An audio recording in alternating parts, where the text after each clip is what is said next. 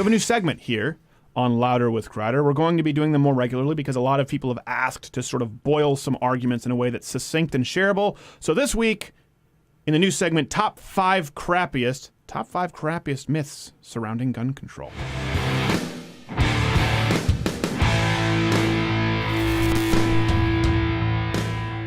So we have a few gun control myths, and Not Gay Jared will be operating his. He's got all these inserts to bring up. This is important right now because these are the big myths that the left's that they're pushing, right, with the Democratic sit-in. Let's hit myth number 1. You hear this a lot. That assault rifles are a popular choice for mass shootings. So that's not true. That's not even close to true. We put assault rifles in quotes because it doesn't really mean anything. Handguns are actually responsible for at least 80% of murders, of gun-related homicides. And here's something, too. When we talk about this, we're taking the most generous stats we can give to the left, because you can find stats that say well over 90% are handguns. Most mass shootings are carried out with handguns. People need to understand that. This idea, you're talking single-digit numbers as far as percentage points of people who are using the scary rifles, like an AR-15 that wasn't even used in Orlando. Mm-hmm. It's not true. It is not a choice of mass shooters, generally speaking. It is certainly not a constant in firearm-related homicide. If anything, it's the opposite. Myth, completely untrue. Let's go to number 2. Myth number 2, it's easier to get a gun than a driver's license. This one never made sense to me. No, every liberal site seems to have their top 55 things that are easier to get than a gun. Right. And it's just every single one of them is like a puppy. Yeah. Yeah, because you got squash. Squash. Vegetables. Organic fruit. Yeah. I think it is with an EBT card. Here's what's so funny. Anyone out there ever bought a firearm? You need a driver's license. Or a state comparable ID. Anyone who's not had a driver's license, generally speaking, a state comparable ID is harder to get than a driver's license. Yeah. You typically just use a driver's license because it's the easiest. A lot of people in New York, they'll just do kind of the driver's license, do the test because it's the easiest still thing to get. You don't really want to go down to Secretary of State and do a state-issued IDs. So that's important. Now, a driver's license is not a fundamental right. Owning a firearm is. Here are a couple of things. Yes, cars are much more dangerous than guns. Period. Car fatalities far outpace gun fatalities. It's not even close. Now, I understand the argument that you'll make. Well, a gun only has one purpose, whereas cars have other purposes. Here's the thing. A gun can be used entirely passively, putting no one at risk. If I have a gun on my hip, it is of danger to no one. Anytime you use your car, your vehicle, its purpose is to transport you from point A to point B, you are putting other people at risk. Carrying a gun does not inherently put other people at risk. You behind a wheel, no matter how good of a driver you are, puts that person at more risk than having even a loaded weapon on your hip.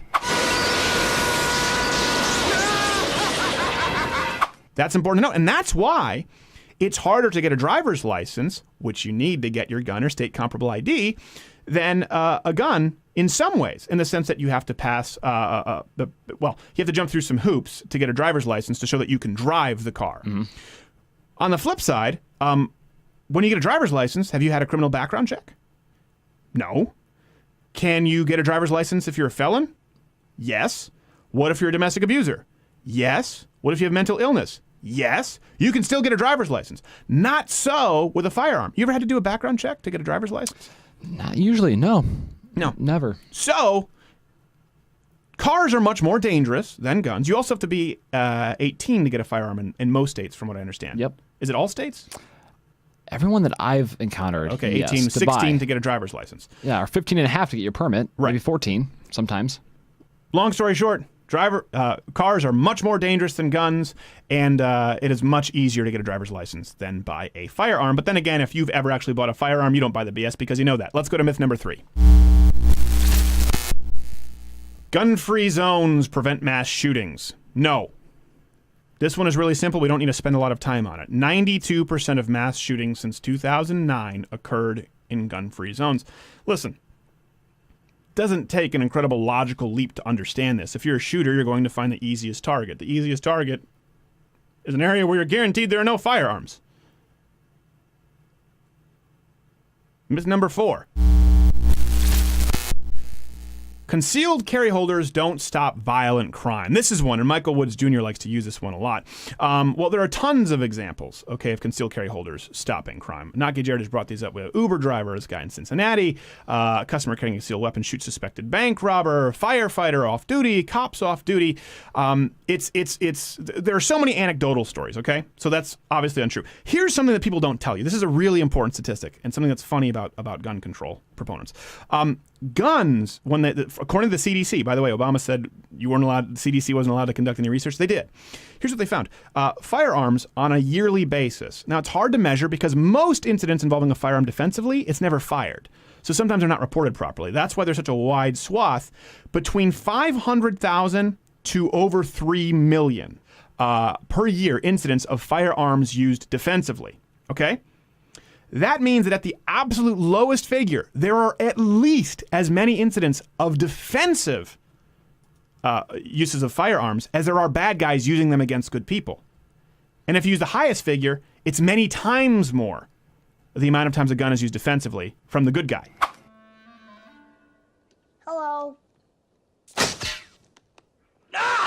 So that's something, and this is from the CDC. These are undeniable statistics that people don't want to tell you. So not only anecdotally do you hear about these things all the time, but yes, guns are used defensively in millions of cases. And here's another chart too, concealed carry. Now, correlation doesn't necessarily equal causation, but if you look at concealed carry, as it has gone up, violent crime has steadily gone down. Does it mean that that's because of concealed carry? No. But it does prove, verifiably, that an increase in concealed carry certainly does not result in increased crime. The trend would be decreased crime. It's not necessarily because of concealed carry, but certainly... There are more guns now in the population than ever. And violent crime is lower and gun crime is lower. Yeah.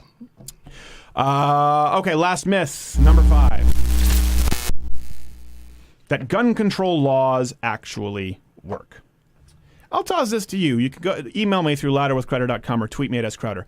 Can anyone name me any law or proposed laws on the table that would stop mass shootings? That would have stopped this last one. Anything. The no-fly list? No. Guy wasn't on the no-fly list. Background loophole? There was no loophole here. Magazine? I mean, come on, listen. Anyone can get a magazine. I'm trying to not go into the fact that obviously criminals will still commit crime, therefore they'll buy guns illegally. That's the most obvious one. But let's assume even going through legal avenues right now. Is there any proposed law right here that would have stopped these? Let me give you some stats right here.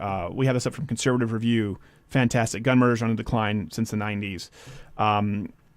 Anyway, we could give you stats until we're blue in the face. If anyone can name me some gun control legislation that would have stopped this, I'm eager to hear it. Here's the thing. There are proposed gun control legislations, pieces of gun control legislation out there that have been ignored by the left. Project Exile, we've talked about that. This basically equates to... They hate that one. Yeah, really harsh penalties for felons carrying firearms or carrying a firearm that's not legal.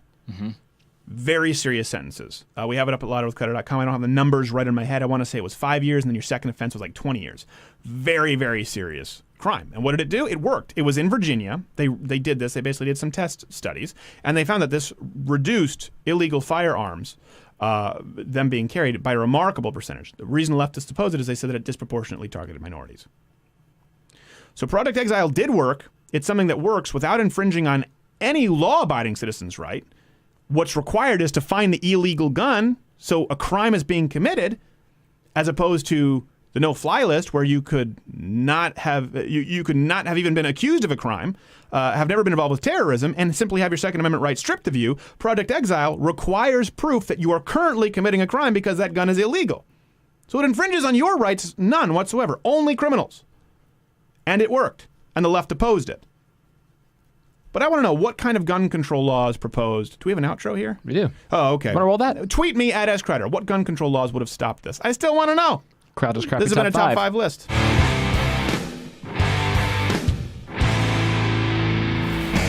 Hey, you're still here.